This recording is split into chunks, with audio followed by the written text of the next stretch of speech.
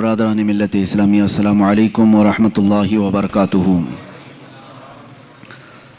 الحمدللہ الحنان المنان الذي خلق الانسان وعلمه البيان والصلاة والسلام على رسوله سيد الانس والجان وعلى آله واصحابه ذوي الخير والإحسان اما بعد فاعوذ بالله من الشيطان الرجيم بسم الله الرحمن الرحيم ما آتاكم الرسول فخذوه وما نهاكم عنه فانتهوا صدق الله مولانا العظيم وبلغنا رسوله النبي الأمين المتين المختار الكريم ونحن على ذلك لمن الشاهدين والشاكرين والحمد لله رب العالمين۔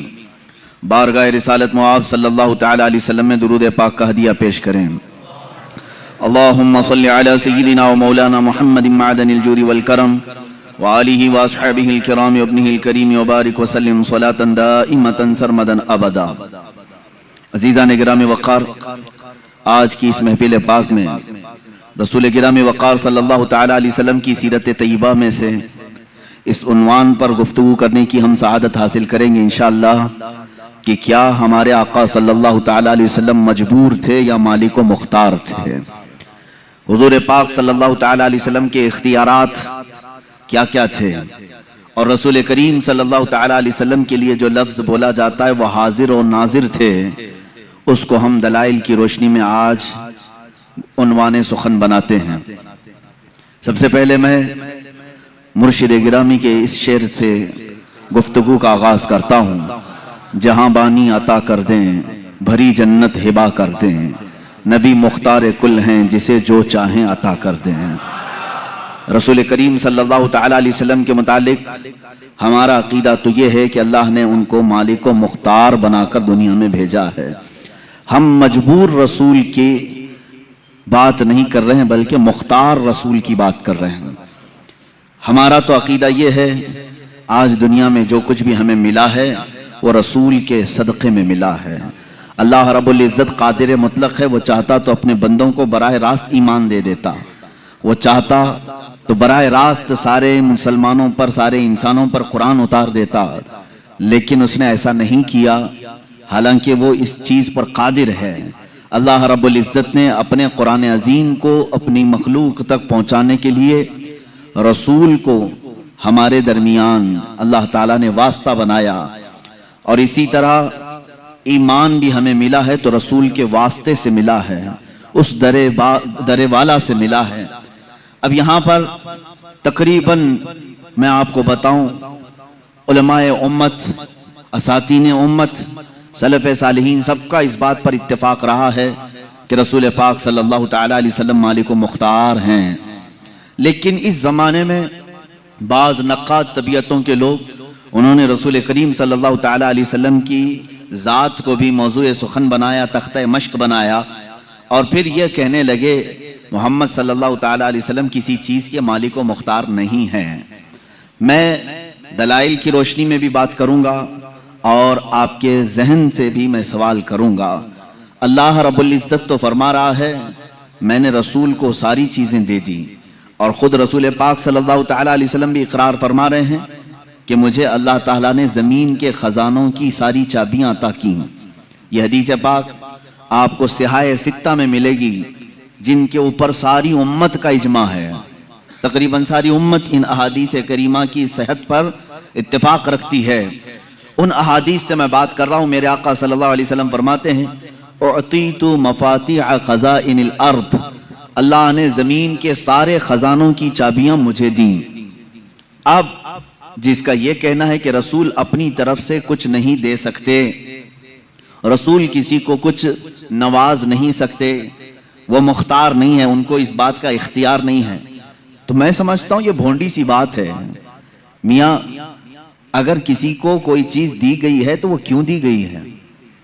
اللہ رب العزت نے سارے خزانے رسول کو دیے، اللہ نے بھی فرمایا اور رسول بھی کہہ رہے ہیں کہ مجھے سارے خزانوں کی چابیاں دی گئی۔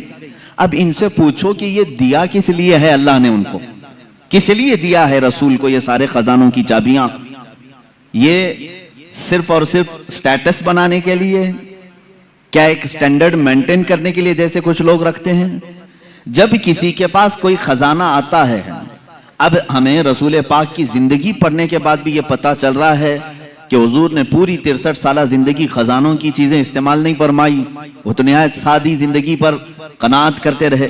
اب یہاں سے بات یہی نکلتی ہے، اللہ نے اگر اپنے رسول کو سارے خزانوں کی چابیاں دی ہیں تو صرف رسول کو رکھنے کے لیے نہیں بلکہ بانٹنے کے لیے ہی دی ہیں، امت کے لیے دیا ہے۔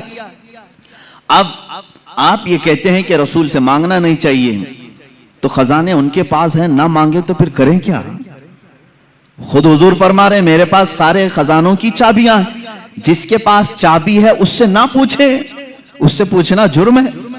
مثال کے طور پر مسجد کس کی ہے؟ اللہ کی ہے، اس میں کوئی شک ہے آپ کو؟ مسجد کس کی ہے؟ اللہ کی ہے، سارے لوگ جانتے ہیں اللہ کی ہے، یہ اللہ کا گھر ہے، لیکن چابی مؤذن صاحب کے پاس ہے۔ ہم نے مسجد کے انتظامیہ کو بھی دیکھا، صدر ہے، متولی ہے، کوئی بھی ہے، انہوں نے مسجد کی دیکھ بھال کے لیے کسی کو مقرر کیا، کبھی مؤذن صاحب کے پاس کبھی امام صاحب کے پاس مسجد کی چابی ہے۔ تو آپ سیدھے اللہ کے گھر میں آنے کے لیے کیوں نہیں کہتے دروازے پہ کھڑے ہو کر کہ اللہ دروازے کھول دے؟ آپ مؤذن صاحب سے کہتے ہیں چابی لائیے، کھولیے، اور یہاں پر آپ کو کوئی شرک کا فتویٰ بھی نہیں دیتا۔ چابی ان کے پاس ہے، مؤذن صاحب کے پاس، تو اگر ہم نے سوال کیا آپ کے پاس دروازوں کی چابیاں ہیں، ذرا کھولے، میں اپنے رب سے ملاقات کروں، اپنے رب کی بارگاہ میں عبادت کروں، ظاہر سی بات ہے ان کے پاس چابی کی ذمہ داری ہے تو ان سے سوال کرنے میں کوئی حرج نہیں۔ اب جب رسول نے تمہیں بتایا زمین کے سارے خزانوں کی چابیاں میرے پاس ہیں تو رسول سے سوال کرنے میں کیا حرج ہے؟ حضور سے مانگنے میں کون سی دقت ہے؟ ہم اللہ سمجھ کر کے یا خدا سمجھ کر کے کبھی مؤذن کو یہ نہیں کہتے کہ تو جب چاہے گا دروازے کھلیں گے، نہیں، ہمیں معلوم ہے آپ کو ڈیوٹی پر رکھا گیا ہے۔ ہم اسی طرح عقیدہ یہ بھی رکھتے ہیں رسول پاک صلی اللہ تعالی علیہ وسلم جن خزانوں پر اللہ نے ان کو قدرت دی ہے وہ حضور کے خود کے نہیں، اللہ کے عطا کیے ہوئے ہیں۔ رسول پاک کو اللہ تعالیٰ نے مالک بنایا ہے، اسی لیے محدثین نے فرمایا حضور پاک صلی اللہ تعالی علیہ وسلم کا ایک لقب ہے، وہ نائب خدا مطلق ہیں، یعنی اللہ کا جو نائب ہے، اللہ کا جو نائب ہے، تو رب تبارک و تعالیٰ کا جو نائب ہے تو وہ اس کی زمین پر اختیارات اگر نہیں رکھتا تو پھر نائب کیسا ہے؟ اگر اس کو کچھ بھی اختیارات نہ دیے جائیں تو اس کو نائب کہیں گے؟ مثال کے طور پر امام ہے اور نائب امام ہے، امام صاحب اگر یا کمیٹی والوں نے نائب امام کو کہا کبھی تمہیں نماز پڑھانا نہیں ہے، کچھ بھی نہیں کرنا ہے، مسجد میں آنا ہے، تو وہ نہیں پوچھے گا پھر نائب امام کیوں کہہ رہے ہو مجھے، نائب امام کیوں کہہ رہے ہو؟ آپ کو میں دنیاوی مثالوں سے صرف ذہن کی قربت کے لیے سمجھا رہا ہوں۔ سی ایم ہے اور ڈپٹی سی ایم ہے، اور ڈپٹی سی ایم کو اگر کہہ دیا جو کچھ بھی نہیں، خالی تجھے بیٹھنا ہے اور اٹھ کے چلے جانا ہے، پارٹی چھوڑ کے چلا جائے گا، کچھ بھی کرنا نہیں ہے، کوئی اختیار میرا نہیں ہے، تو ڈپٹی سی ایم بنائے کیوں ہے؟ یہ دنیاوی دستور ہے، جس کو عہدہ دیا جاتا ہے اسے اختیار بھی دیا جاتا ہے، جسے عہدہ دیا جاتا ہے اسے اختیار بھی دیا جاتا ہے۔ جب رب تبارک و تعالیٰ نے نبی کو سید الانبیاء کا عہدہ دیا تو اختیارات کتنے عطا فرمایا ہوگا، اختیارات کتنے دیے ہیں؟ عزیزان گرامی، ہم سنیوں کا عقیدہ یہی ہے جہاں بانی عطا کر دیں بھری جنت ہبا کرتے ہیں۔ ہبا کا مطلب ہوتا ہے عطا کر دینا، اور یہ احادیث کی روشنی میں ثابت ہے۔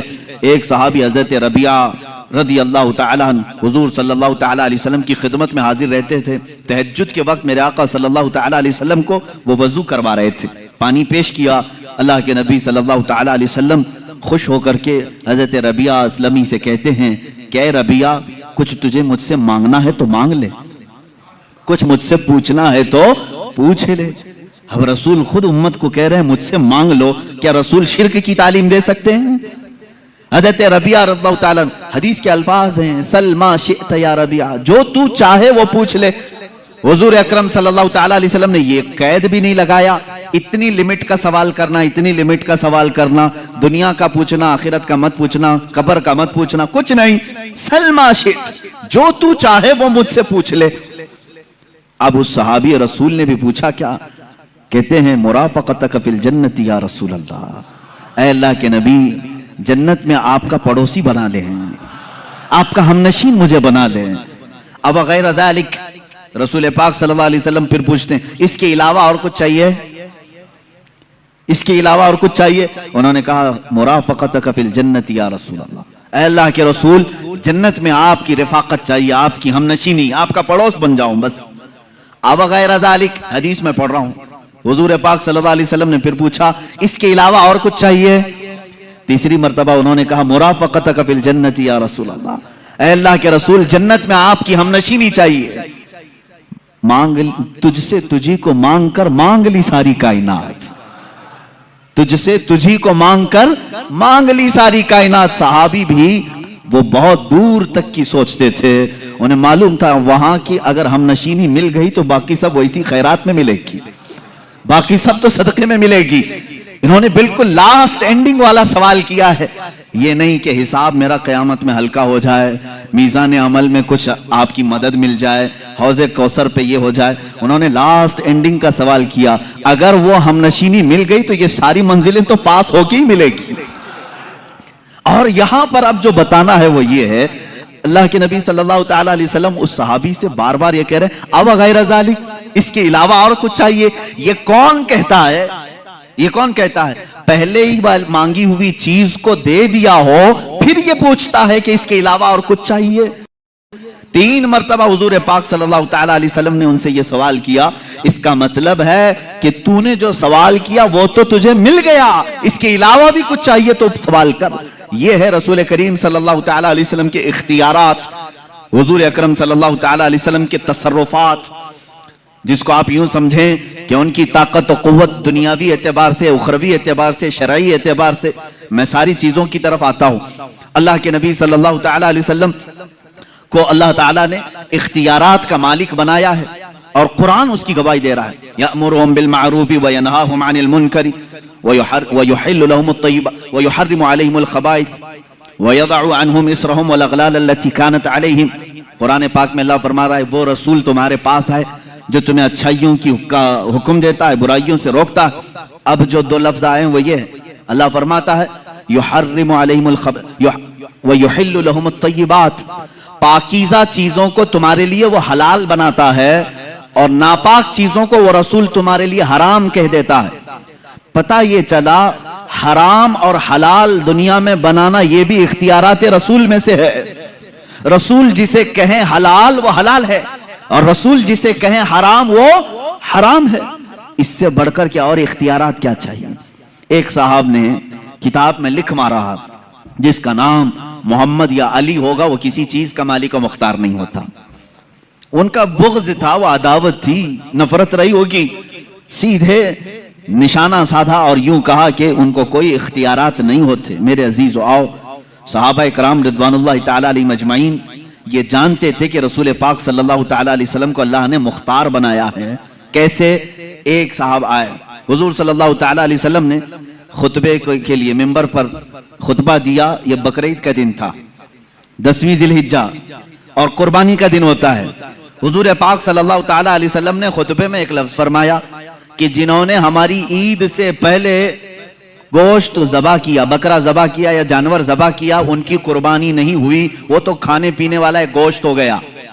جس نے عید سے پہلے قربانی کی اس کی قربانی نہیں ہوئی۔ رسول کریم صلی اللہ تعالیٰ علیہ وسلم نے جیسی بیان کیا، ایک صحابی کھڑے ہوئے، کہا یا رسول اللہ صلی اللہ تعالیٰ علیہ وسلم، میں نے تو یہ سوچا کہ یہ عید کا دن کھانے پینے کا دن ہوتا ہے، میں فجر کے فوراً بعد ہی بکری ذبح کر دیا، گوشت ہو گیا، بن بھی گیا، کھا پی کر کے میں عید میں بھی آ گیا، میری قربانی کا کیا ہوگا؟ رسول کریم صلی اللہ تعالیٰ علیہ وسلم نے فرمایا وہ قربانی نہیں ہوئی، وہ قربانی نہیں ہوئی، وہ تو کھانے پینے کا گوشت ہوا۔ انہوں نے پوچھا پھر قربانی کے لیے جانور کتنا چاہیے؟ حضور پاک صلی اللہ تعالیٰ علیہ وسلم کی احادیث میں سے ہے 1 سال کا کم سے کم ہونا چاہیے نا بکرا یا بکری۔ 1 سال سے چھوٹی بکری یا بکرا ذبح نہیں کر سکتے آپ، جائز نہیں ہے آپ کے لیے، وہ جائز نہیں۔ جانوروں میں، بیلوں میں الگ الگ عمر جو متعین کی گئی۔ حضور پاک صلی اللہ علیہ وسلم نے فرمایا جاؤ دوسری بکری ذبح کرو۔ وہ صحابی کھڑے ہوتے ہیں، آقا میرے پاس اس کے علاوہ کچھ بھی نہیں تھا، ایک 6 مہینے کا بکری کا بچہ باقی ہے، کیا میں ذبح کروں؟ حضور پاک صلی اللہ تعالیٰ علیہ وسلم نے فرمایا جا تو ذبح کر لے، تیرے بعد پھر کسی کے لیے حلال نہیں ہوگا، تیرے بعد پھر قیامت تک کسی کے لیے 6 ماہ کے بکری کے بچے کے ذبح کرنے کی اجازت نہیں دی جائے گی۔ اس کا مطلب ہے نبی مختار کل ہیں، جسے جو چاہیں عطا کرتے ہیں۔ اللہ کے نبی صلی اللہ تعالی علیہ وسلم وہ شارع اسلام ہیں، بانی اسلام ہیں، یعنی اسلام وہی ہے جو نبی کونین صلی اللہ تعالی علیہ وسلم کے اعمال سے نکلا۔ سب سے بڑی دلیل حضور کے اختیارات کی، سب سے بڑی دلیل ہماری یہ 5 وقتہ نمازیں ہیں۔ پورا قرآن ہمیں بتائیں کہ قرآن نے کہیں نماز کا طریقہ نہیں بتایا۔ کھڑے ہونا ہے، رکعت کے لیے ہاتھ اٹھانا ہے، باندھنا ہے، اور رکوع میں جانا ہے، سجدہ کرنا ہے، یہ تمام چیزیں قرآن میں آپ کو کہیں نہیں ملیں گی۔ رکوع کی کیفیت کیا ہے؟ رکوع کرنے کا حکم ہے، سجدہ کرنے کا حکم ہے، لیکن اس کی کیفیت کیا ہے؟ کتنا جھکنا ہے، کتنا نہیں ہے؟ تو یہ قرآن میں اس طرح کی بات آئی۔ اب رسول کریم صلی اللہ تعالی علیہ وسلم نے کر کے دکھایا۔ رکعت کیسے باندھی صحابہ نے دیکھا، رکوع کیسے کیا حضور کو صحابہ نے دیکھا، سجدہ کیسے کیا صحابہ نے دیکھا۔ اس کے بعد حضور پاک صلی اللہ تعالی علیہ وسلم سے لوگوں نے پوچھا کہ نماز کیسے پڑھیں؟ حضور نے نہیں فرمایا جیسے قرآن میں آیا ہے ویسے پڑھو، حضور نے فرمایا صلو کما رأیتمونی اصلی، اے لوگو جیسے مجھے پڑھتا دیکھو ویسی ہی نماز پڑھو۔ مطلب یہ ہے کہ اللہ کے نبی صلی اللہ تعالی علیہ وسلم جو عمل کریں وہی شریعت ہے، یہی اختیارات ہیں حضور پاک صلی اللہ علیہ وسلم کے۔ ایک صحابی آئے حج کے موقع پر، حضور پاک صلی اللہ تعالی علیہ وسلم نے فرمایا آج سے ہر استطاعت رکھنے والے مسلمان پر زندگی میں حج فرض ہے، حج فرض ہے۔ استطاعت کے وہ کتنی استطاعت ہونی چاہیے ایک شرعی مسئلہ ہے کہ اگر آپ کے پاس اتنا مال ہے کہ آپ حج کے لیے جا سکتے ہیں اور گھر میں راشن پانی بھی ہے تو آپ کے اوپر حج فرض ہے۔ بغیر حج کر کے دنیا سے گئے تو اس کی بڑی سخت وعیدیں بھی ہیں۔ اللہ کے نبی صلی اللہ علیہ وسلم نے فرمایا جس پر حج فرض ہوا اور وہ حج نہیں کیا مجھے اس کی پرواہ نہیں، وہ یہودی ہو کے مرے یا عیسائی ہو کے مرے، اس کی وعید آئی ہے۔ اب یہ موقع ہے حج کی فرضیت کا۔ حضرت اقرا بن حابس رضی اللہ تعالیٰ عنہ ایک صحابی ہیں، یہ حضور صلی اللہ تعالیٰ علیہ وسلم سے پوچھتے ہیں علی آمن ہذا یا رسول اللہ صلی اللہ تعالیٰ علیہ وسلم، یا رسول اللہ کیا اس سال حج فرض ہوا تھا جو ہم نے حج کیا ہے؟ یعنی سال زندگی میں ایک بار یا ہر سال فرض ہے؟ جیسے زکوٰۃ ہر سال فرض ہے نا، انکم ٹیکس نہیں ہے ایک بار دے کر کے چھٹا کر لیں، ہر سال ہے۔ تو صحابی رسول نے یہ پوچھا ہر سال فرض ہے یا زندگی میں ایک بار؟ حضور پاک صلی اللہ تعالی علیہ وسلم نے فرمایا حج آج سے فرض کر دیا گیا۔ پھر انہوں نے پوچھا یا رسول اللہ صلی اللہ علیہ وسلم ایک ہی بار ہے یا ہر سال؟ حضور نے پھر مطلق فرمایا آج سے اللہ تعالیٰ نے ہر ذی استطاعت مسلمان پر حج فرض کر دیا۔ تیسری بار انہوں نے پوچھا ہر سال ہے یا زندگی میں ایک بار؟ اللہ کے نبی صلی اللہ تعالی علیہ وسلم نے کیا فرمایا؟ سنو، اگر میں کہہ دوں ہر سال تو ہر سال ہو جائے گا، اگر میں کہہ دوں ہر سال تو ہر سال فرض ہو جائے گا، میں جتنا بولوں اسے لے لو۔ یہی قرآن کہتا ہے ما آتاکم الرسول فخذوا، رسول جو تمہیں دے دے وہ لے لو، وما نہاکم عنہ فانتہوا، جس سے رسول تمہیں روکیں اس سے رک جاؤ۔ اس سے قرآن بتا رہا ہے کہ رسول کو مجبور نہیں مالک و مختار پیدا کیا گیا۔ عزیزان گرامی، ہمارا یہ عقیدہ ہے یا نہیں؟ رسول کو مجبور سمجھتے ہو؟ میرے آقا صلی اللہ تعالی علیہ وسلم مالک و مختار ہیں۔ اب دیکھیں اختیارات جو شریعت کے اندر ہے، دنیا کا کوئی مفتی اس کے بعد کسی کو بھی یہ اختیار نہیں دیا گیا جو رسول پاک کو اللہ نے اختیار دیا تھا۔ حضور پاک صلی اللہ تعالی علیہ وسلم کے پاس ایک صاحب آئے، سونے کی انگوٹھی تھی ان کے پاس۔ حضور پاک صلی اللہ علیہ وسلم نے فرمایا صرف اس کے لیے حلال ہے، باقی کسی کے لیے حلال نہیں۔ ایک کے لیے ریشم کا کپڑا، مردوں کے لیے ریشم کا کپڑا حرام ہے۔ ایک صحابی کے لیے حضور صلی اللہ علیہ وسلم نے فرمایا صرف تیرے لیے حلال ہے، تیرے بعد پھر کسی کے لیے حلال نہیں۔ حتیٰ کہ احتلام ہو گیا، اگر مرد کو جنابت ہو گئی تو مسجد میں آنا حرام ہے اس کے لیے، مسجد میں آنا حرام ہے۔ ناپاکی کی حالت میں مسجد میں آپ نہیں آ سکتے، بغیر وضو کے آ سکتے ہیں، لیکن جنابت کی حالت اگر ہے مسجد میں قدم بھی رکھو گے حرام ہے۔ حضور پاک صلی اللہ تعالی علیہ وسلم مسجد نبوی میں تھے، آپ کے گھر سے متصل لگا ہوا سیدہ فاطمہ الزہرا رضی اللہ تعالی عنہا کا گھر تھا۔ مولا علی کرم اللہ وجہہ الکریم شوہر فاطمہ ہیں، رسول کریم صلی اللہ علیہ وسلم کے داماد ہیں۔ اب ان کے لیے نہانے کا اگر کوئی مسئلہ پیش آتا تو انہیں مسجد سے گزرنا پڑتا۔ حضور پاک صلی اللہ علیہ وسلم نے فرمایا جنابت کے حالت میں صرف علی کے لیے مسجد میں آنا حلال ہے، باقی کسی کے لیے نہیں۔ صرف مولا علی کرم اللہ وجہہ کریم کے لیے حلال قرار دیا گیا کہ اگر اس حالت میں یہ مسجد میں آئیں تو ان کے لیے حلال ہے. یہ شارع اسلام ہے, یہ بانی اسلام ہے, وہ جس کے لیے جو چاہیں عطا فرمائے. حضرت ابوبکر صدیق رضی اللہ تعالیٰ عنہ کے لیے خصوصی اختیار ملا ہے, کچھ نہ کچھ سب کو خصوصیات ملی ہیں. حضور پاک صلی اللہ تعالیٰ علیہ وسلم نے فرمایا تھا مسجد نبوی کے آس پاس جس کے بھی مکان کی کھڑکی کھلتی ہے وہ بند کر دیں, مسجد کی طرف کھڑکی نہ کھولیں, منع تھا. لیکن حضور صلی اللہ علیہ وسلم نے فرمایا سوائے ابو بکر صدیق کی کھڑکی ہے, ابو بکر صدیق کی کھڑکی اگر مسجد نبوی کی طرف کھلی رہے ان کے لیے جائز ہے. یہ شرعی اختیارات میں بتا رہا ہوں, شرعی اختیارات. حتیٰ کہ آپ کو اس سے بھی اعلیٰ قسم کی اگر میں بات بتاؤں, ایک صاحب آئے, انہوں نے کہا میں سنا ہوں کہ ایمان لانے کے بعد نماز فرض ہے. سب سے پہلی چیز کیا ہے؟ ایمان لانے کے بعد نماز فرض ہے. وہ ایمان نہیں لائے تھے. حضور پاک صلی اللہ تعالیٰ علیہ وسلم سے انہوں نے پوچھا تو آپ نے کہا ہاں. کہا کتنی نمازیں؟ کہا فجر ہے, ظہر ہے, عصر ہے, مغرب ہے, عشاء ہے, 5 نمازیں دن میں فرض ہیں. وہ صاحب آئے, کہا میں اس شرط پر ایمان لاتا ہوں کہ میرے لیے کچھ ڈسکاؤنٹ ہو. ڈسکاؤنٹ, ان کو کنسیشن چاہیے تھا. پوچھا حضور پاک صلی اللہ علیہ وسلم نے تم کیا چاہتے ہو؟ انہوں نے کہا میں 5 نہیں پڑھ سکتا, 3 میرے لیے کہہ دیجئے, میرے لیے 3 کر دیجئے, پر میں 3 پر ہی ایمان لاؤں گا. حضور پاک صلی اللہ علیہ وسلم نے فرمایا ٹھیک ہے تم ایمان لاؤ, تمہارے لیے 3 ہی نمازیں. دنیا میں کوئی کر سکتا ہے؟ غوث و خواجہ کو بھی نماز معاف نہیں ہوئی. اللہ کے نبی صلی اللہ تعالیٰ علیہ وسلم کی دوربین نگاہ دیکھ رہی تھی. تاریخ میں یہ روایت تو ہے وہ اسی شرط پر ایمان لائے کہ میں 3 ہی پڑھوں گا, 3 کی مجھے کنسیشن ملے, 2 کی کنسیشن ملے, 3 پر میں ایمان لاتا ہوں. ایمان لائے, لیکن روایات یہ بتاتی ہیں زندگی بھر کبھی 3 نہیں 5 ہی پڑھا. یہ اللہ کے نبی جانتے تھے کہ جس کو نماز کی لذت مل جائے اس کے 5 بھی کم ہیں, اس کے لیے 5 بھی کم ہیں جس کو نمازوں کی لذت ملے. اور اللہ کے حبیب صلی اللہ تعالیٰ علیہ وسلم کا یہ اختیار نہیں ہے تو اور کیا ہے؟ یہ اختیارات مصطفیٰ ہیں. جہاں بانی عطا کر دیں بھری جنت ہبا کر سے, نبی مختار کل ہیں جسے جو چاہیں عطا کر دیں. عزیزان گرامی, اللہ تعالیٰ نے اپنے نبی صلی اللہ تعالیٰ علیہ وسلم کو ایسا مختار بنایا ہے کہ وہ دینی معاملات میں جس کو چاہیں جو چیز حلال فرما دیں وہ حلال ہے, جس کے لیے جو چیز حرام فرما دے وہ حرام ہے. یہ خصوصیت پھر اسلام میں کسی دوسرے کو نہیں ملے گی, یہ خصوصیت کسی دوسرے کو نہیں ملے گی. آج اگر آپ نے کسی شریعت کے حرام کردہ چیز کو حلال کہہ دیا اور حلال جو شریعت میں اس کو حرام کہہ دیا تو صرف گنہگار نہیں کافر ہو جاؤ گے, اسلام سے نکل جاؤ گے. شریعت کے حلال کو حرام, اگر مثال کے طور پر کسی نے کہہ دیا شراب حلال ہے, معاذ اللہ رب العالمین, صرف وہ گنہگار نہیں. پینے والے کی بات الگ ہے, پی رہا ہے حرام سمجھ کے پی رہا ہے, گناہ کر رہا ہے, گناہ کر رہا ہے. لیکن اگر کسی نے کہا یہ حلال ہے, معاذ اللہ رب العالمین, وہ کافر ہو گیا.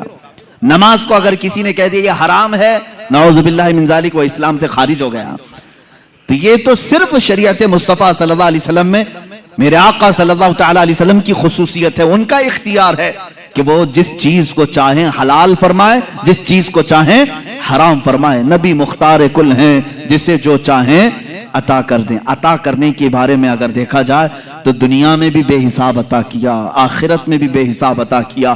صحابہ کا تو یہ عقیدہ تھا میرے عزیزو, دنیا میں کوئی اپنی طاقت سے کچھ نہ کچھ چیزیں عطا کر سکتا ہے, لیکن صحابہ نے حضور سے مانگا تو کون سی چیزیں مانگی؟ سیدھے جنت مانگا ہے, سیدھے جنت مانگا ہے. اب مجھے یہ بتاؤ جو دنیا میں جنت تقسیم کر سکتا ہے, کیا وہ اپنی قبر انور سے ہم کو رزق تقسیم نہیں کر سکتا؟ مانگیں گے مانگے جائیں گے, منہ مانگی پائیں گے. سرکار میں نہ لا ہے نہ حاجت اگر کی ہے, کون دیتا ہے دینے کو منہ چاہیے, دینے والا ہے سچا ہمارا نبی. یہ ہمارے امام نے ہمیں سکھایا ہے. جو رسول دنیا میں یہ کہہ دے ابو بکر فی الجنہ, عمر فی الجنہ, عثمان فی الجنہ, علی فی الجنہ, طلحہ فی الجنہ, زبیر فی الجنہ, سعد فی الجنہ, ابو عبیدہ فی الجنہ, سعید فی الجنہ, زید فی الجنہ, رضوان اللہ تعالی علیہ مجمعین. یہ 10 لوگوں کے نام گنائے میرے آقا صلی اللہ تعالی علیہ وسلم اور کہا یہ جنت میں ہے, یہ جنت میں ہے, یہ جنت میں ہے. مجھے بتاؤ جنت کسی گھر کا نام ہے جو دنیا میں جس کی ٹکٹ کوئی بھی بانٹے؟ آپ میں سے ہے کسی کو اختیار؟ یہ صرف وہی تقسیم کر سکتا ہے جسے اللہ نے اختیار دیا ہے. تم جسے چاہو جنت دے دو اور جس سے رسول منہ پھیر لے اس کے لیے دوزخ ہے. ہم جنت کس کو مانتے ہیں؟ جو رسول کے در سے ہی ملے. اب مجھے یہ بتائیں، اللہ کے نبی صلی اللہ تعالی علیہ وسلم کا یہ اختیار نہیں ہے تو اور کیا ہے؟ حضور پاک صلی اللہ تعالی علیہ وسلم نے جن کو دنیا میں کہہ دیا وہ جنتی، اب یقین کے ساتھ وہ جنتی ہیں، اس میں کوئی شک نہیں. حضرت ابوبکر صدیق رضی اللہ تعالیٰ عنہ کے جنتی ہونے میں شک نہیں کر سکتے، ورنہ رسول کے فرمان پہ آپ کا شک آ جائے گا. اللہ کے نبی صلی اللہ علیہ وسلم نے آخرت کی یہاں پر تقسیم کر دی. اب یہاں چھوٹی چھوٹی سی باتوں پر الجھے ہوئے ہیں. اتنی بڑی چیز دی ہے رسول پاک نے، اتنی بڑی چیز. اب اس میں کیا کیا گارنٹی ملتی ہے معلوم ہے؟ کیا کیا گارنٹی؟ اگر حضور پاک صلی اللہ تعالیٰ علیہ وسلم نے یہ فرما دیا کہ ابو بکر فی الجنہ، مطلب کیا ہے؟ ابو بکر جنت میں ہے، یہ فرما دیا.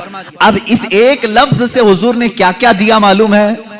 سب سے پہلی چیز اس بات کی گارنٹی دے دی کہ ان کا خاتمہ ایمان پر ہوگا، بغیر اس کے تو جنت نہیں ہے، یہ گارنٹی ملی. اور دوسری چیز حضور پاک صلی اللہ تعالیٰ علیہ وسلم نے فرما دیا ابو بکر فی الجنہ، جنت میں ہیں. اس کا مطلب ہے دوسری گارنٹی ملی، قبر میں جنت کی کھڑکیاں کھل جائیں گی. تیسری گارنٹی یہ ملی قیامت کے دن حساب کتاب آسان ہو جائے گا. چوتھی گارنٹی یہ ملی کہ تم پل صراط سے آسانی سے گزرو گے، اس لیے کہ حضور نے جنت کی جو خبر دی اس سے پہلے یہ ساری چیزیں نکل گئی. میرے عزیزو، اللہ کے نبی صلی اللہ تعالیٰ علیہ وسلم اتنی بڑی چیزیں جب کسی کو نواز رہے ہیں، اب اگر ہم اپنے گھروں کی فریادیں میرے آقا کو سنائیں تو کسی اور کو کیا تکلیف ہے؟ کسی اور کو کیوں دقت ہے؟ اللہ نے انہیں عطا کیا ہے اور امت کو نوازنے کے لیے ہی عطا کیا ہے. رسول کو بھیجا ہی اس لیے ہے کہ بھولی بھالی امت کی وہ دستگیری فرمائے، اور انہوں نے اپنی زندگی میں بھی کیا اور بعد وفات بھی کر رہے ہیں، بعد وفات بھی کر رہے ہیں. میرے عزیزو، اختیارات کی بات اب میں آپ کو بتاؤں. اللہ کے نبی صلی اللہ تعالیٰ علیہ وسلم دنیا میں اختیارات کتنے رکھتے تھے یہ تو ہم حساب نہیں کر سکتے. نمازوں کے معاملے میں حضور نے جو فرما دیا وہ شریعت ہے، روزوں کے معاملے میں جو حضور نے فرما دیا وہ شریعت ہے. اب ایک صحابی آئے، دیکھیں یہاں میرے آقا کا انعام و اکرام اور آپ کی عطائیں، قانون سب کے لیے برابر ہے. آج جو جج ہے وہ بھی کسی کو قانون سے الگ نہیں کر سکتا، اس کے پاس بھی اختیار نہیں. لیکن میرے آقا صلی اللہ تعالیٰ علیہ وسلم قانون ساز ہیں، قانون بنانے والے. وہاں پر کسی کے لیے ایکسپٹ رکھا جا سکتا ہے. ایک صحابی آئے، کہا یا رسول اللہ صلی اللہ تعالیٰ علیہ وسلم میں روزہ توڑ لیا، روزہ رمضان کا روزہ میں نے توڑ لیا، کھا لیا، کیا کروں؟ کہا کفارہ ہے، جان بوجھ کر کے جو روزہ توڑے گا کفارہ ہے. کیا ہے کفارہ؟ کہا یا تو ایک غلام کو آزاد کر، یا تو پھر 60 روزے کنٹینیو رکھ، 2 مہینے کنٹینیو روزے رکھنا. ایک روزہ جس نے چھوڑا اس کا کفارہ ہے 2 مہینے روزہ رکھنے پڑیں گے. یا تو پھر 60 مسکینوں کو کھانا کھلا. اس صحابی نے کہا لا اجد شیئا یا رسول اللہ، اے اللہ کے رسول صلی اللہ تعالیٰ علیہ وسلم، یہ تینوں میں سے میرے سے پاس کچھ بھی نہیں ہے. میں ایسا ہوں نہیں کہ غلام آزاد کروں، اور اتنی طاقت نہیں ہے کہ 60 دن کے روزے رکھوں. ایک ہی توڑ دیا، 60 کہاں رکھوں گا؟ اور 60 مسکینوں کو کھانا کھلانے کی بات میری طاقت سے باہر ہے. یہ 3 آپشن تھے لیکن تینوں کرنے کی طاقت نہیں تھی. حضور پاک صلی اللہ تعالیٰ علیہ وسلم نے کیا فرمایا؟ جا، اب اس کے بعد میرا اختیار نہیں ہے، جو چاہے، اللہ کا حکم تھا میں نے سنا دیا. نہیں، بٹھایا، تھوڑی دیر انتظار کرو. محفل میں ایک صاحب کھجوروں کا ٹوکرا لے کر کے آئے، کھجوروں کا ٹوکرا. رسول کریم صلی اللہ تعالیٰ علیہ وسلم نے وہ ٹوکرا اٹھایا، اس صحابی سے کہا جا پورے مدینے میں یہ خیرات کر دے، تیرے روزوں کا کفارہ ہو جائے گا. یہ بانٹ دے، روزوں کا کفارہ ہو، تیرے ایک جو توڑا ہے روزہ وہ کفارہ ہو گیا. سنو میرے عزیزو، ابھی یہی بات ختم نہیں. وہ صحابی کھجور کا ٹوکرا لیتے اور کہتے ہیں یا رسول اللہ، پورے مدینے میں مجھ سے زیادہ غریب کوئی ہے ہی نہیں، کوئی نہیں ہے، کس کو تقسیم کروں، کس کو کھلاؤں؟ اللہ کے نبی صلی اللہ علیہ وسلم نے فرمایا تو خود کھا لے، کفارہ ادا ہو جائے گا. یہ ہے شان اختیار.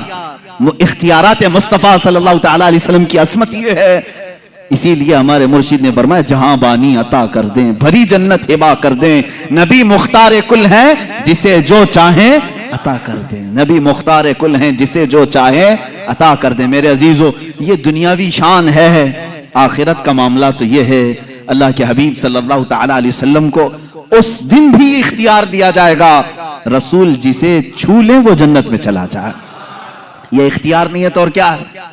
اختیار نہیں ہے۔ حدیث پاک میں ہے میرے عزیز، جو لوگ اختیارات مصطفیٰ کے منکر ہیں، میں سمجھتا ہوں ان کو ذرا برابر بھی عقل نہیں ہوگی، پیدل ہو چکے ہیں، کیونکہ حدیثوں میں یہاں تک پڑھ لیا کہ ایک عالم بھی شفاعت کرے گا قیامت کے دن، حافظ بھی، ایک حاجی بھی شفاعت کرے گا، اس کو شفاعت کی اجازت دی جائے گی۔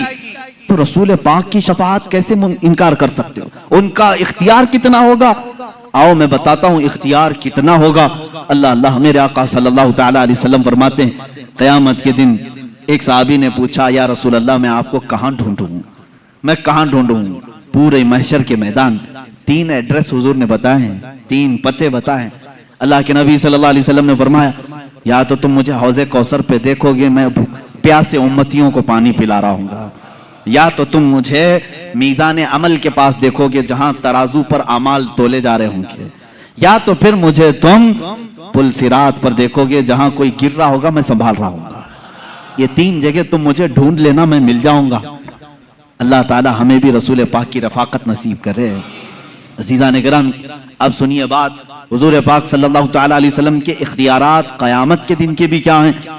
فرماتے ہیں کبھی وہ ادھر امتیوں کو ڈھونڈ رہے ہیں، کبھی ادھر ڈھونڈ رہے ہیں، کچھ کو بچا رہے ہیں، کچھ کو فرشتوں کے ہاتھوں سے چھڑا رہے ہیں، یہاں تک کہ میزان عمل پر گئے، دیکھا ایک امتی کے اعمال تولے جا رہے تھے، فرشتے وہ ڈیوٹی پر مقرر ہیں، قرآن نے ان کے بارے میں کہا لا یعصون اللہ ما امرهم ويفعلون ما یؤمرون، وہ اللہ کے کسی حکم کی نافرمانی نہیں کرتے، جس بات کا انہیں حکم دیا جاتا وہی پورا کرتے ہیں۔ فرشتے اپنی ڈیوٹی پر پابند ہیں، وہ کسی کی روح رعایت نہیں کریں گے، نہ کسی کی محبت میں آ کر نہ کسی کی دشمنی میں آ کر۔ اللہ نے یہ دونوں صفتیں ان کو رکھی نہیں، وہ ڈیوٹی کر رہے ہیں، میزان عمل تولے جا رہے ہیں۔ ایک امتی کے اعمال رکھے گئے، گناہوں کا پلہ بھاری ہے، اٹھ گیا اوپر، جو بھاری ہوگا قیامت کے دن وہ اوپر جائے گا، دنیا میں جو بھاری ہوتا ہے وہ نیچے آتا ہے، قیامت کے دن جو پلہ بھاری ہوگا اوپر چلا جائے گا، نیکیوں کا پلہ اس کا نیچے رہ گیا، وہ رونے لگا زارو قطار، ہائے میری زندگی مجھے دوزخ میں لے جایا جائے گا، پلہ گناہوں کا بھاری ہو گیا ہے۔ فرماتے ہیں عین اسی وقت رسول پاک صلی اللہ علیہ وسلم پہنچ گئے، وہاں پہنچتے ہیں رسول کریم صلی اللہ تعالی علیہ وسلم نے ان ملائکہ سے کہا ذرا پھر سے تولو، ذرا پھر سے تولو۔ وہ فرشتے کسی اور کے لیے ریپلے نہیں کریں گے، لیکن یہاں پر داور قیامت رسول کریم صلی اللہ تعالی علیہ وسلم جو اللہ رب العزت کے نائب ہیں ان کا حکم ہے، فرشتے پھر سے میزان اٹھائیں گے، پھر اعمال رکھیں گے۔ اب جب اٹھانے لگیں گے حضور فرماتے ہیں اپنے دامن سے وہ ایک چٹی اٹھا کر اس کے نیکیوں کے پلے پہ رکھیں گے، اور پھر جب وہ فرشتے اٹھائیں گے تو نیکیوں کا پلہ اچانک بھاری ہو جائے گا، گناہوں کا پلہ نیچے رہ جائے گا۔ اب وہ امتی بے اختیار رو پڑتا ہے، قدموں میں گرتا ہے، کہتا ہے یا رسول اللہ صلی اللہ تعالی علیہ وسلم میرا کون سا ایسا عمل تھا جو مجھے آج جنت کی طرف لے جا رہا ہے؟ سنو اے مسلمانوں، میلاد مصطفیٰ ہے، میں یہ آپ کو عمل بھی بتانا چاہتا ہوں۔ اللہ کے نبی صلی اللہ علیہ وسلم فرماتے ہیں یاد ہے تجھے ایک بار غموں سے مارا ہوا تو تنہائی میں رات میں بیٹھ کر مجھ پر درود بھیجا تھا، میں نے وہ اپنی چٹھی میں رکھا اور اس کو تیرے نیکیوں کے پلے پر رکھا، وہ سب سے بھاری ہو گیا۔ یہ نبی مختار کل ہیں، جسے جو چاہیں عطا کرتے ہیں۔ عزیزان گرامی اتنا عقیدہ بھی اگر نہیں ہے تو میں سمجھتا ہوں مسلمان کس بات کے ہوئے ہو۔ امام اہل سنت فاضل بریلوی رحمۃ اللہ تعالی علیہ نے فرمایا ہے رسول پاک صلی اللہ تعالی علیہ وسلم کے اختیارات کا، اور تم پر میرے آقا کی عنایت نہ سہی، ان کو کہہ رہے ہیں، تم کہتے ہو حضور کی کوئی مہربانی نہیں، کوئی مہربانی نہیں، وہ کچھ نہیں عطا کر سکتے۔ اعلیٰ حضرت فرماتے ہیں اور تم پر میرے آقا کی کوئی عنایت ہی نہ سہی، نجدیوں کلمہ پڑھانے کا بھی احسان گیا، کلمہ پڑھانے کا بھی احسان گیا، آج لے ان کی پناہ، آج مدد مانگ ان سے، پھر نہ مانیں گے قیامت میں اگر مان گیا۔ وہاں تو سب مانیں گے، وہ کفار و مشرکین بھی مانیں گے، سب مانیں گے، لیکن وہ اعتبار نہیں ہوگا بلکہ اسی ایمان کا اعتبار ہوگا جو تو رہتی دنیا میں ان کا اقرار کیا تھا۔ الحمدللہ ہم اپنے رسول کو مالک و مختار مانتے ہیں۔ اور اعلیٰ حضرت رضی اللہ تعالیٰ عنہ نے اس کے جواب میں یہ بھی فرمایا ہے اے مسلمانوں، اگر چاہتے ہو کہ مسلمان دنیا سے جاؤ، ایک ہی عمل ہے، انہیں جانا انہیں مانا، نہ رکھا غیر سے کام، للہ الحمد میں دنیا سے مسلمان گیا۔ انشاءاللہ العزیز وہ مسلمان جائیں گے دنیا سے جو یہ عمل جاری رکھیں گے، انہیں جانا انہیں مانا، نہ رکھا غیر سے کام۔ ہمیں غیر سے کیا لینا دینا، کسی کی جے وجے کیوں پکارے، کیا غرض ہم کو، ہمیں کافی ہے سید اپنا نعرہ یا رسول اللہ، ہمیں کافی ہے سید اپنا نعرہ، بس ہماری زندگی اسی پر ہے۔ اللہ کے نبی صلی اللہ تعالی علیہ وسلم کے اختیارات یوم قیامت کے دن جن لوگوں کے اوپر جہنم واجب ہو گئی، ان لوگوں کو اللہ کے نبی صلی اللہ تعالی علیہ وسلم سفارش کر رہے ہیں۔ بلکہ بعض محدثین نے یہ تک لکھا ہے، حضور نے جب یہ فرمایا شفاعتی لأہل الکبائر، حضور صلی اللہ علیہ وسلم نے فرمایا میری امت کے بڑے بڑے گنہگاروں کے لیے میری شفاعت ہے، بڑے بڑے گنہگاروں کے لیے میری شفاعت ہے، لیکن توبہ کر کے مرا ہوں، ایمان کی حالت میں گیا ہوں، بے ایمانوں کے لیے نہیں۔ جو ایمان کی حالت میں گیا، گناہ تھے، حضور شفاعت کر رہے ہوں گے، لیکن قیامت کا منظر بھی ایک عجیب ہے۔ وہاں کیا ہوگا، جو پرہیزگار ہیں، جو نیکوکار لوگ ہیں، وہ آئیں گے بڑے بڑے گنہگاروں کے پاس، وہ کہتے ہیں تھوڑے گناہ قرضے میں دیتا ہوں، یہ بھی روایت ہے۔ بڑے بڑے پرہیزگار کس کے پاس آئیں گے، گنہگاروں کے پاس، تھوڑے گناہ قرض میں دو۔ کیوں؟ وہاں تو کوئی بوجھ اٹھانے والا نہیں، لیکن کچھ پرہیزگار پوچھ رہے ہوں گے، کہتے ہیں اس لیے کہ رسول پاک بڑے بڑے گنہگاروں کی شفاعت کر رہے ہیں، ہم بھی اس میں آ جائیں۔ واہ، حضور اعلیٰ حضرت فاضل بریلوی رضی اللہ تعالیٰ عنہ فرماتے ہیں کیا ہی ذوق افزا شفاعت ہے تمہاری، واہ واہ، قرض لیتی ہے گناہ پرہیزگاری، واہ واہ۔ قیامت کے دن رسول کریم صلی اللہ تعالیٰ علیہ وسلم کے اختیارات، آپ مجھے یہ بتاؤ کہ حضور صلی اللہ تعالیٰ علیہ وسلم بڑے بڑے گنہگاروں کے لیے شفاعت فرما سکتے ہیں تو یہ اختیار نہیں ہے تو اور کیا ہے؟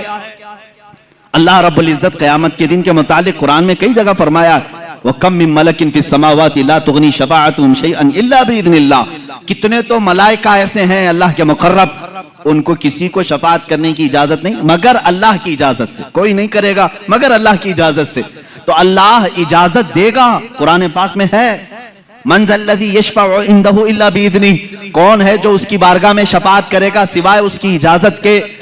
ہم بھی یہی مانتے ہیں کہ کوئی شفاعت نہیں کرے گا سوائے اللہ کی اجازت سے، اور رسول پاک صلی اللہ تعالیٰ علیہ وسلم کو اس نے شفیع بنایا ہے، کل شفاعت کا اختیار عطا کیا ہے، حتیٰ کہ قیامت کے دن کے متعلق انشاءاللہ العزیز میں عرض کروں گا، ایک دن قیامت ہوگی بھی کیوں، اللہ رب العزت سب جانتا ہے، میرا مولا گناہوں کو بھی جان رہا ہے، نیکیوں کو بھی جان رہا ہے، ادھر مرے ادھر جنت میں ڈال دیں، جو گنہگار ہیں ادھر دوزخ میں ڈال دیں، یہ قیامت کا منظر، یہ سارا معاملہ، اس کو امام زمن فاضل بریلوی کے برادر گرامی فرماتے ہیں فقط اتنا سبب ہے انعقاد بزم محشر کا، فقط اتنا سبب ہے انعقاد بزم محشر کا کہ ان کی شان محبوبی دکھائی جانے والی ہے، ان کی شان محبوبی دکھائی جانے والی ہے، وہاں دکھایا جائے گا کہ ہمارا رسول کون ہے۔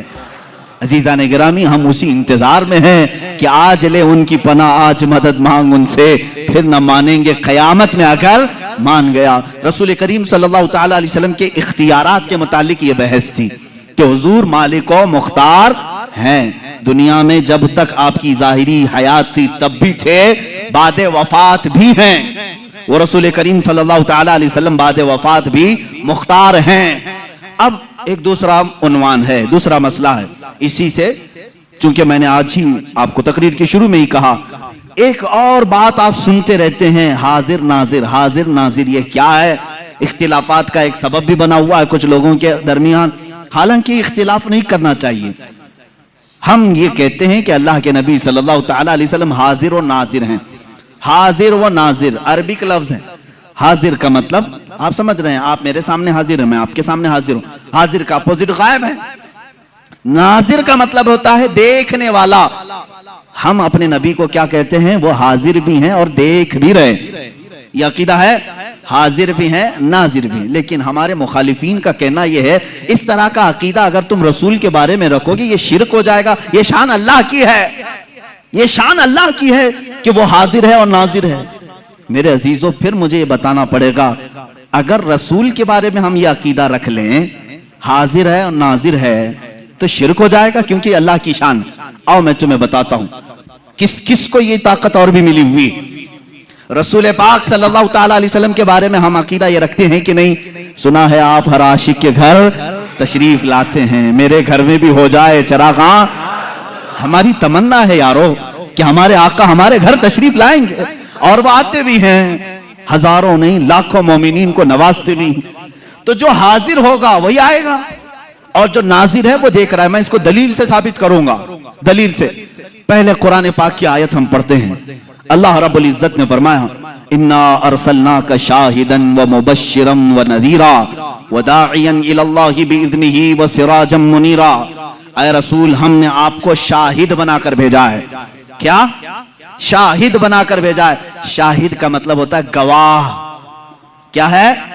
गवाह, जो विटनेस है, साक्षी है, इसको क्या कहते हैं? शाहिद। अरबी का लफ्ज है।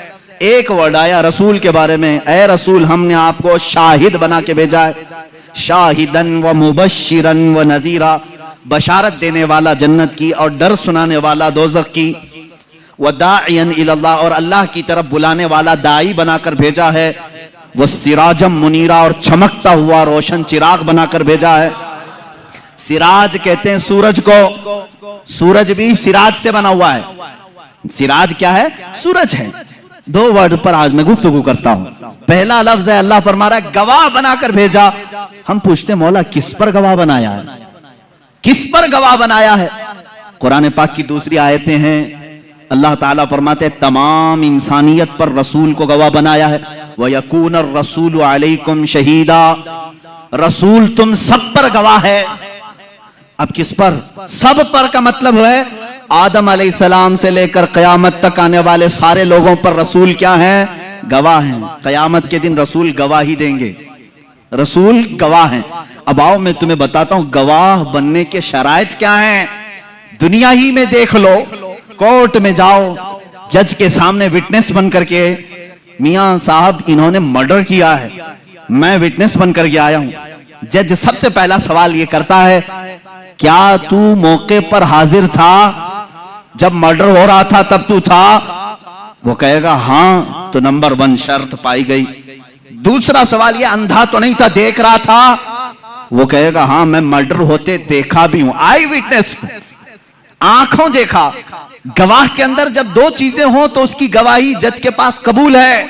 और अगर गवाह ने कहा नहीं मैं घर में बैठा था, जज साहब क्या कहेंगे? जाओ अभी फिर घर में बैठो। अगर वो कहे नहीं था लेकिन देखा नहीं, तो फिर उसकी गवाही का इनकार होगा, नहीं तो गवाही देने के काबिल नहीं। गवाह के लिए जरूरी है कि मौके वारदात पर मौजूद हो और वो वारदात होती हुई देख भी रहा हो। गवाह की ये 2 शर्तें हैं। अब आओ, कुरान कहता है रसूल पूरी इंसानियत पर आप गवाह हैं। इसका मतलब है कयामत के दिन अगर हमारे जुर्मों के बारे में कुछ पूछा जा रहा होगा तो रसूल को गवाह बना करके पेश किया जाएगा। रसूल अगर गवाही दे दे कबूल है। अब क्यों गवाही कबूल की जा रही है रसूल की? सुनो मेरे अजीजों, इसलिए कि हर उम्मती के इन हालात के वक्त रसूल हाजिर भी थे, नाजिर भी थे। गवाह वही है जो हाजिर भी हो, नाजिर भी हो, मौजूद भी हो, देख भी रहा हो। और अगर वो नहीं देख रहे हैं, जैसे कि तुम्हारा अकीदा है, पीठ पीछे नहीं देखते, तो फिर वो गवाह कैसे बनेंगे कयामत के दिन? अगर तुम कहते हो वो नहीं आ सकते, सिर्फ मदीने में है, तो फिर वो गवाह कैसे बनेंगे कयामत के दिन? तुम्हें मानना पड़ेगा अगर रसूल गवाह हैं कुरान के मुताबिक तो वो हाजिर भी हैं और नाजिर भी। अब आओ मैं आपको ये बताता हूं कि ये शिर्क का जो भंडारा खोला है इन्होंने, एक टोकरा है इनके पास, जिन जिन चीजों को लो शिर्क की मिठाइयां बांटे। आप देखें शैतान के मुतालिक तो अकीदा है इनका। शैतान पूरी दुनिया को बहका रहा है ना, एक शैतान है। उनसे पूछो, हम लोग यहां पर 1000 लोग नमाज पढ़ रहे हैं, सारे नमाजियों को शैतान बहकाता है कि नहीं? वो कहेंगे हाँ बहकाता है। कहा उसको इतनी ताकत कैसे? इधर भी जा रहा है, उधर भी जा रहा है, उस मस्जिद में भी, इस मस्जिद में भी। तुम उसके बारे में तो इतना मान लेते हो कि वो सब जगह जा सकता है। ए जालिमों, रसूल के बारे में तुम्हारा कैसा अकीदा है? अल्लाह के नबी के मुतालिक इतना भी अकीदा नहीं रखते। और तुम पर मेरे आका की इनायत न सही, नजदियो कलमा पढ़ाने का भी एहसान गया।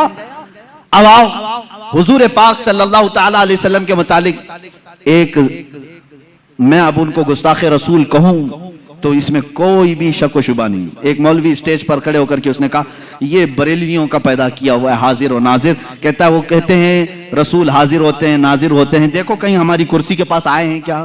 وہ مذاق میں کہہ رہا ہے معاذ اللہ رب العالمین۔ میرے عزیزو، تمہیں ان تمام چیزوں سے کیا غرض ہے؟ تمہیں کیا غرض ہے رسول اللہ آتے ہیں یا نہیں آتے ہیں؟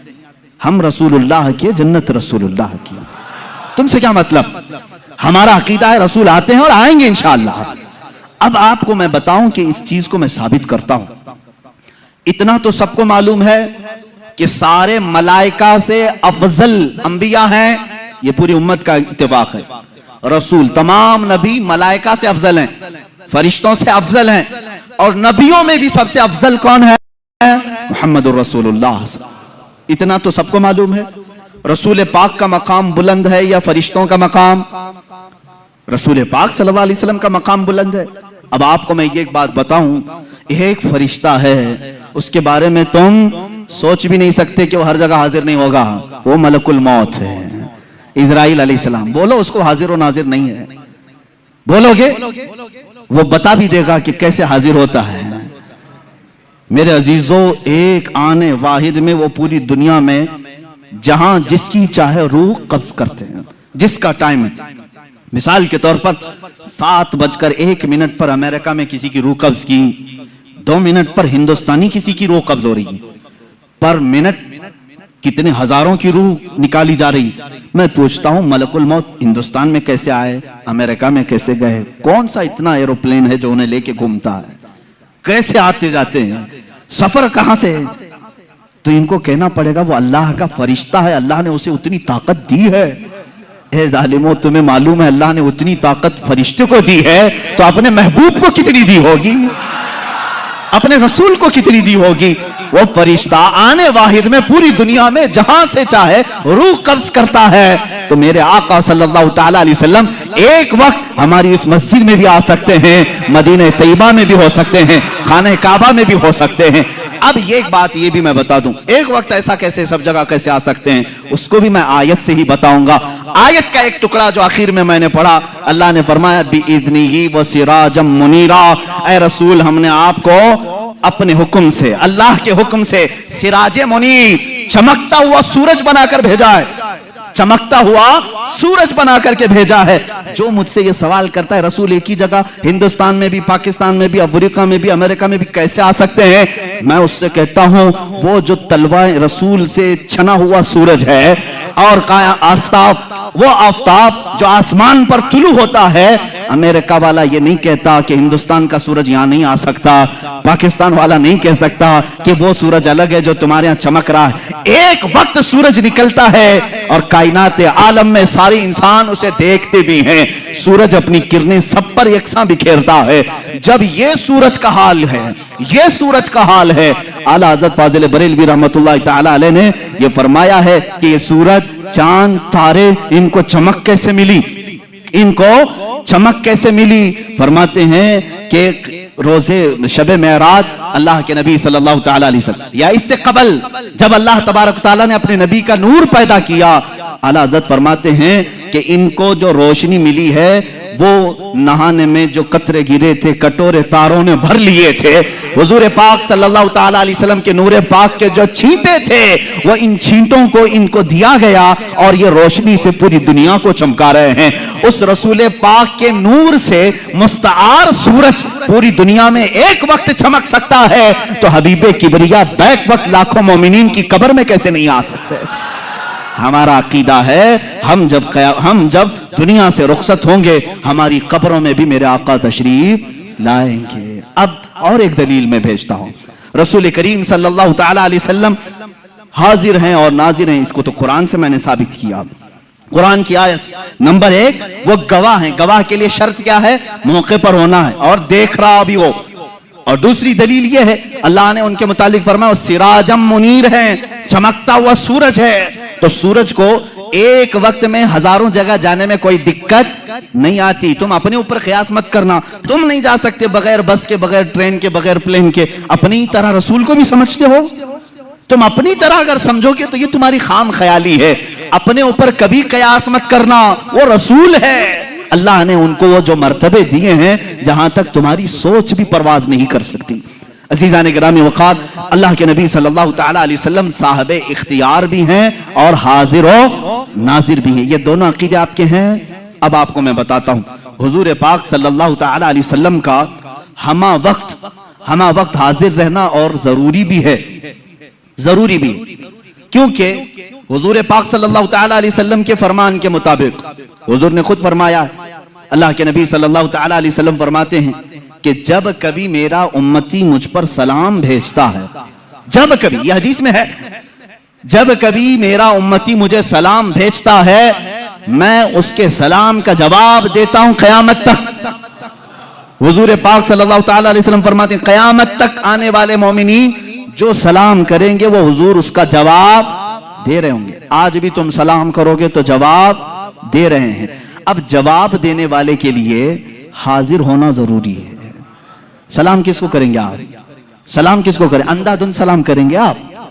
ہمارے سامنے جو ہے اسے سلام کرتے ہیں اور جواب بھی سننے والا دیتا ہے، اور میرے آقا فرما رہے ہیں میں اپنے ہر امتی کا جواب دیتا ہوں۔ اللہ کے نبی صلی اللہ تعالیٰ علیہ وسلم اگر ان کو تم حاضر نہیں مانو گے تو اور ایک مسئلہ پیش آ جائے گا، نماز تمہاری کمپلیٹ نہیں ہو پائے گی۔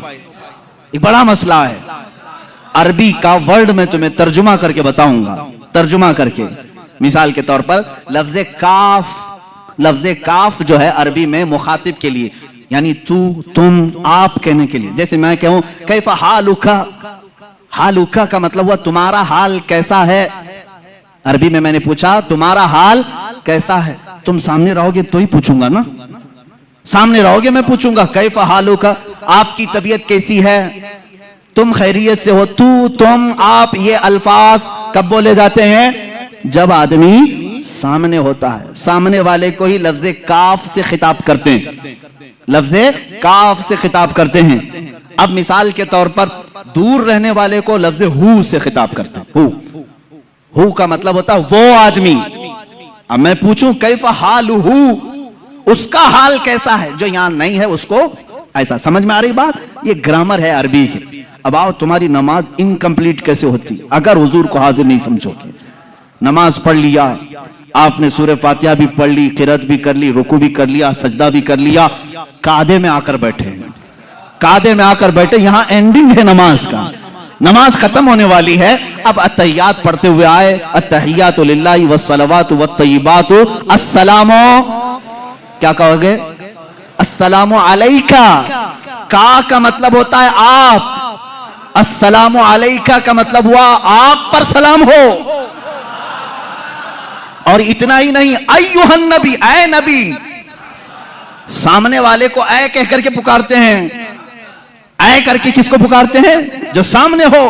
السلام علیکہ ایھا النبی، اے نبی آپ پر سلام ہو۔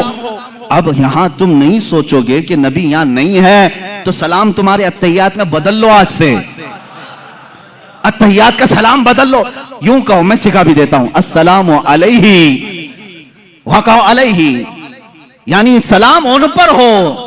تمہارا نبی جو تمہارے سامنے نہیں ہے تم ایسے سلام کرو، سنیوں کا نبی ان کے سامنے ہم کہیں گے السلام علیکہ، اے نبی آپ پر سلامتی ہو۔ صحابہ نے بھی یہی کہا، تابعین نے بھی یہی کہا، اولیاء کاملین نے بھی یہی کہا، فقہاء نے بھی یہی کہا، محدثین نے بھی یہی کہا، سب پوری امت نے حضور کو سلام پیش کیا کیسے؟ اے نبی آپ پر سلامتی ہو۔ اس کا مطلب ہے وہ عقیدہ رکھ کر سلام کر رہے تھے، نمازوں کے وقت نبی کو حاضر و ناظر تسلیم کرنا ہوگا۔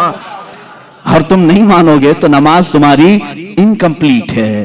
ہم اللہ کے نبی صلی اللہ تعالیٰ علیہ وسلم کے متعلق یہ عقیدہ رکھتے ہیں کہ وہ حاضر ہیں، ناظر ہیں۔ ارے عزیزو، قصور اپنی نگاہوں کا ہے ورنہ عاشقوں دیکھو، قصور اپنی نگاہوں کا ہے ورنہ عاشقوں دیکھو، سر محفل ہی اکثر میرے سرکار آتے ہیں، اکثر محفلوں کی وہ رونق ہیں، سر محفل ہی اکثر میرے سرکار آتے ہیں۔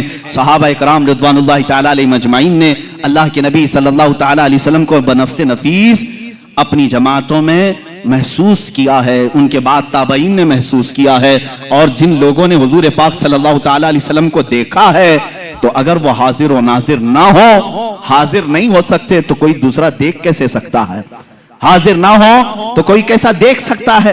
عزیزان گرامی، جو عقیدہ یہ پھیلایا گیا تھا، اب اس کا پوسٹ مارٹم بھی دیکھ لیں آپ، کس نے یہ شروع کیا تھا کہ رسول مر کر مٹی میں مل گئے، معاذ اللہ رب العالمین، وہ نہ تمہیں دیکھ سکتے ہیں، نہ تم انہیں مانگ سکتے ہو، پوچھ سکتے ہو۔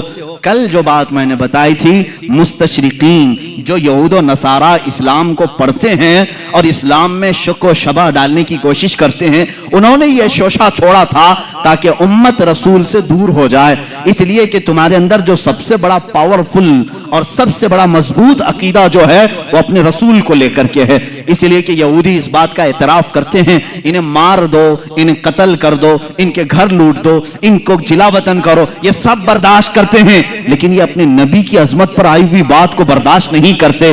آج بھی دنیا اس بات کو مان رہی ہے، ان کے اندر اگر کوئی چنگاری باقی ہے جو انہیں جمع کرتی ہے تو وہ رشتہ رسول ہے، محبت رسول ہے، عظمت مصطفیٰ ہے، اور یہی چیز ختم کرنے کے لیے وہ ایڑی چوٹی کا زور لگائے ہیں۔ لیکن ظالموں، یاد رکھنا، تم اپنے منہ کے پھوکوں سے اللہ کے نور کو بجھا نہیں سکو گے۔ اللہ اپنے چراغ کو صبح قیامت تک روشن و شاندار رکھے گا۔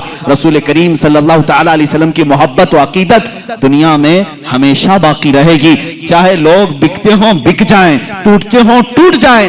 آج ہی کسی صاحب نے میرے سامنے یہ تذکرہ کیا، آئندہ آنے والے حالات بڑے خراب ہیں، لوگوں کو خریدا جا رہا ہے، اپنی پارٹی میں لینے کے لیے پیسوں کی لالچ دی جا رہی ہے، عہدے دیے جا رہے ہیں۔ میں کہتا ہوں میاں ہونے دو، جتنا تلچھٹ ہے، جتنا کچرا ہے، چھٹنے دو، اس لیے کہ اللہ رب العزت کا یہ اصول ہے، وہ اپنے نبی کے غلام بالکل پیور رکھنا چاہتا ہے، وہ خالص رکھنا چاہتا ہے۔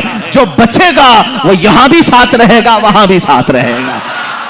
میرے عزیزو، تم اپنی مقدر کا فیصلہ کر لو، بکنے والوں میں ہو یا رسول پاک پر مٹنے والوں میں ہو۔ تم اپنی زندگی کا فیصلہ سیکھ لو، چند سکوں میں اپنے آپ کو بیچ دو گے یا جنت کے نام پر اپنے رسول پر اپنی گردن فدا کرو گے۔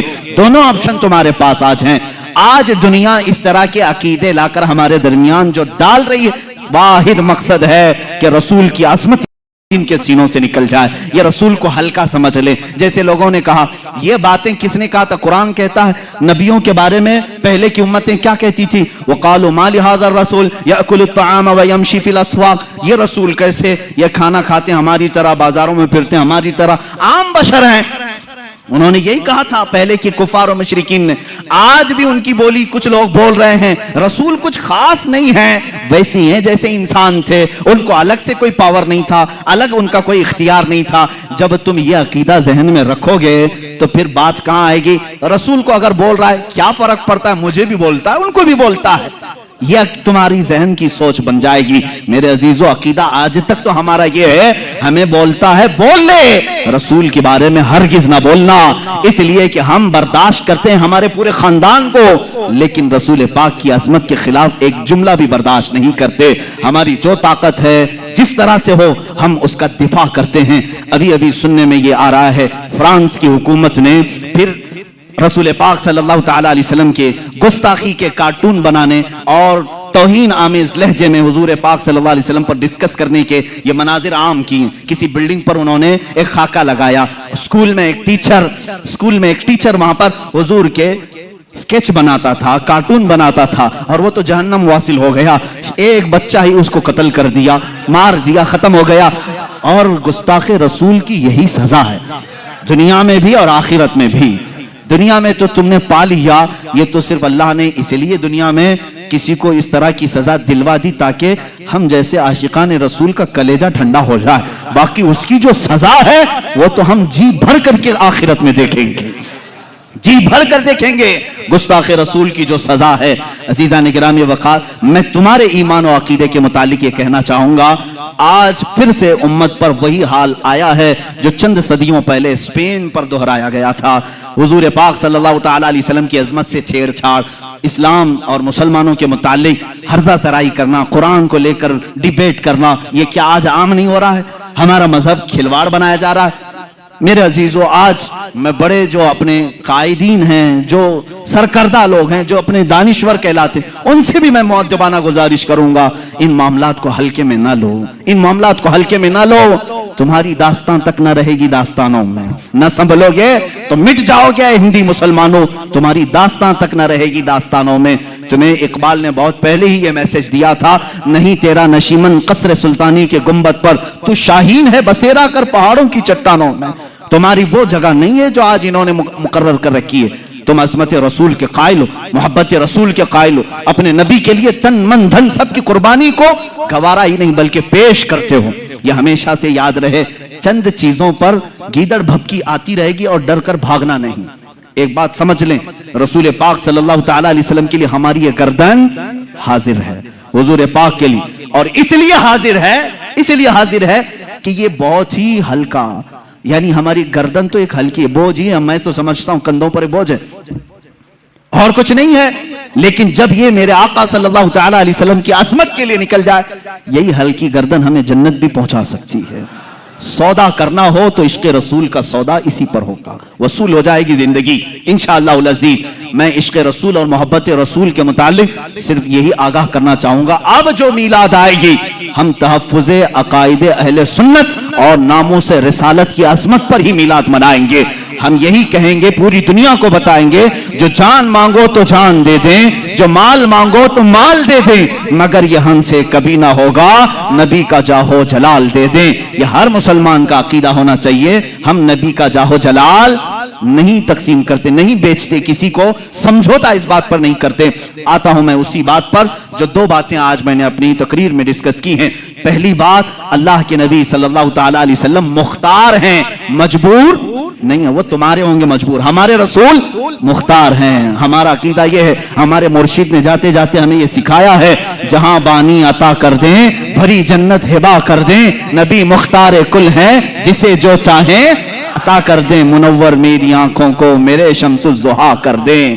یہ ہم مانگتے بھی ہیں رسول پاک سے، مانگنا جائز ہے یا ناجائز ہے یہ اب آپ فیصلہ کریں گے، آپ فیصلہ کریں گے انشاءاللہ العزیز۔ موقع رہے تو کل عرض کروں گا، اب مانگنا جائز ہے یا ناجائز ہے۔ کوئی اب سوال کرتا ہے تو میں نہیں سمجھتا کہ وہ بیوقوف نہیں ہے۔ تم اتنا ثابت کر رہے ہو رسول مختار ہیں، پورے خزانوں کی چابیاں ان کے پاس ہیں، جنت دیتے ہیں، سب دیتے ہیں، پھر اتنا سب ان کے پاس ہے تو نہ مانگیں، سوال ہی نہیں ہوتا۔ اب آپ سوال کریں کسی سے، اب حضور سے مانگنا جائز ہے یا ناجائز؟ سنیو بتاؤ تم کیا کہو گے؟ جائز ہے۔ میاں جن کو اللہ نے سب خزانوں کی چابیاں دی ہیں تو کیا چابیوں پر بیٹھے رہنے کے لیے دیا ہے؟ نہیں، بلکہ اے مسلمانوں تم رسول سے مانگو، وہ خزانے لٹاتے رہے گے۔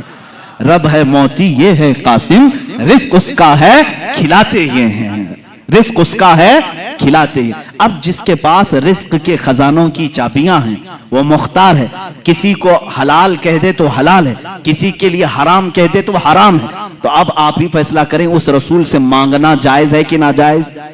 جائز ہے، وہ شارع اسلام ہے، بانی اسلام ہے۔ اور دوسری بات، ہمارے صلاۃ و سلام پر بھی یہی عقیدہ ہے کہ ہم جو سلام پڑھتے ہیں اس لیے کہ ہم اپنے نبی کو حاضر و ناظر سمجھتے، ہمارے رسول حاضر بھی ہیں ناظر بھی ہیں۔ اس لیے اب جب بھی میلاد کی محفل میں آؤ، سلام کے لیے کھڑے رہو یا درود پاک پڑھو تو بے ہوشی سے، بے خیالی سے نہیں، ادھر ادھر کھجلاتے ہوئے نہیں، بلکہ جب کسی عظمت والی شان کے سامنے کھڑے رہتے ہو تو تمہارے جسم پر کیسا لرزہ طاری ہونا چاہیے، کیسا رعب ہونا چاہیے۔